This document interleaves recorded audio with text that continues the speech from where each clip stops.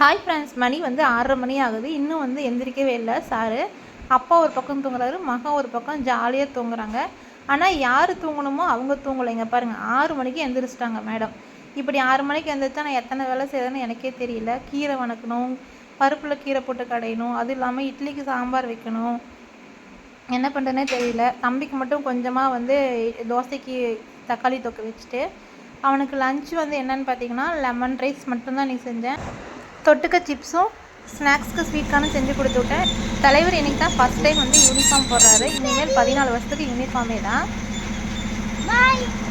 இந்த யூனிஃபார்ம் எப்படி இருக்குன்னு மறக்காமல் சொல்லுங்கள். அண்ணன் ஸ்கூலுக்கு கிளம்புனதுக்கு தங்கச்சிக்கு ஒரே சிரிப்பு. அப்பா ஜாலியாக இருக்கலாம் அப்படின்னு சொல்லி பார்க்குறதுக்கு அண்ணன் ஸ்கூலுக்கு கிளம்பிட்டாரு. டெய்லி நான் தான் ஸ்கூலுக்கு கூட்டிகிட்டு போவேன். அப்போ வந்து இவ்வளோ சிரிப்பெல்லாம் இருக்காது. ஆனால் அவங்க அப்பா என்னைக்காவது ஒரு நாள் தான் கூட்டிகிட்டு போவார். அப்படி இருக்கும். அவங்க அப்பா கூட போகிறது அவ்வளோ சந்தோஷமாக இருக்கும் போல். உங்களுக்கு அம்மா கூட போகிறது பிடிக்குமா, அப்பா கூட போகிறது பிடிக்குமா? மறக்காமல் கமெண்ட்டில் சொல்லுங்கள்.